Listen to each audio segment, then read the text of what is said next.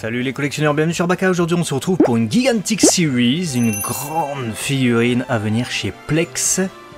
On va voir ça. Ouais, alors tu fais bien de dire une grande figurine parce qu'effectivement on est sur du 47 cm pour ce Super Baby 2 Dragon Ball GT, bien entendu les amis, qui va sortir en Big Size Softbee. Voilà, Gigantic Series, tu l'as dit. Quel bébé, qu'à de le dire. Ouais, Super Baby Vegeta du coup qui débarque. Super Baby 2 c'est l'appellation du coup de cette forme. Vous savez que la forme Super Baby de base, on va dire, c'est la première forme qu'il prend une fois qu'il a bien parasité Vegeta. Et là c'est la forme évoluée quoi. Donc même le nom de Vegeta ne se retrouve même plus dans le nom de ce personnage. Et ça sortira du coup au mois de mai 2024. Précommande d'ores et déjà ouverte aujourd'hui au prix indicatif de 18 700 yens sur le site de Bandai Premium, ce qui nous fait à peu près du 120 €. Évidemment, il y aura de gros frais de port à prévoir vu que c'est quelque chose de big. C'est ça, c'est-à-dire qu'en tant que telle, je trouve pas qu'elle est chère. Enfin, on s'entend, attention, c'est cher, hein, 130 €, c'est cher hein, pour une figurine. Je veux dire, c'est un budget que tout le monde ne peut pas mettre. Mais je veux dire, parfois on a des petites figurines 1/6, 1/7 de 15-20 cm qui sont plus chères que ça et qui parfois, je dis bien parfois, n'ont pas forcément une qualité incroyablement supérieure à ce Super Baby 2, on va en parler de la qualité juste après. Donc je trouve que pour 47 cm, en plus, c'est, je l'ai dit tout à l'heure, du Softbee, c'est pas ce qu'il y a de moins cher.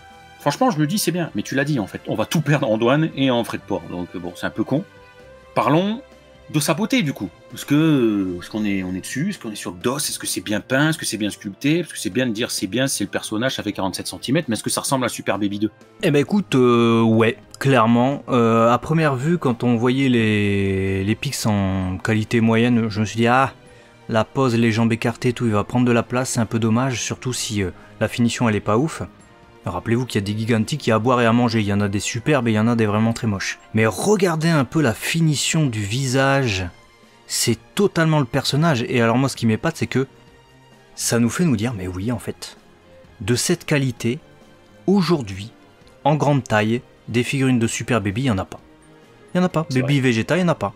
Vous pouvez regarder, il n'y a pas. Il y a la forme Osaru, il y a des gachapon où il est sous cette forme-là, mais il n'y a pas de grande figurine comme ça. Donc c'est la première, et ça peut donner lieu à de belles idées. Peut-être chez Bandai, hein, peut-être chez Banpresto. Peut-être qu'ils se diront, ah tiens c'est vrai, on l'a pas sorti en figurine de taille moyenne lui. Ouais, non moi j'adore. Hein. Le Chara Design est plus que respecté, à tel point que tu vois, le fait de le voir comme ça, vraiment représenté en tant que tel, ça m'a refait penser quand on l'avait découvert à l'époque dans qu'on appelle ça dans le Dorothée Magazine, mais le livre d'or. Enfin, je sais pas, j'avais déjà toujours adhéré à son Chara Design que je trouvais quand même hyper réfléchi. Et regarde le paint qu'ils ont mis dans les yeux pour avoir ce regard à la baby, je trouve que le côté anguleux, le teint hâlé, il est bien respecté, le sourire, il y a vraiment un respect de... Tu vois, ça se joue au millimètre, mais tout fonctionne parfaitement et on le reconnaît de ouf, quoi.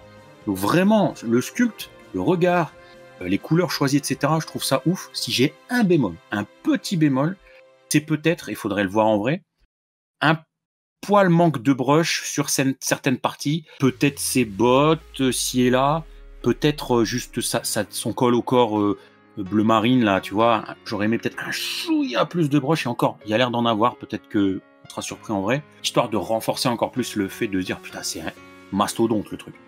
Mais c'est pour être tatillon, quoi. Ouais, encore que le juste au corps qu'il a, tu sais, il est censé être... il tire aussi sur le noir, tu vois. Et je trouve qu'on retrouve toutes les teintes, là. Et il y a du brush sur le gris, il y a du brush aussi sur la partie jaune des épaulettes, sur les gants.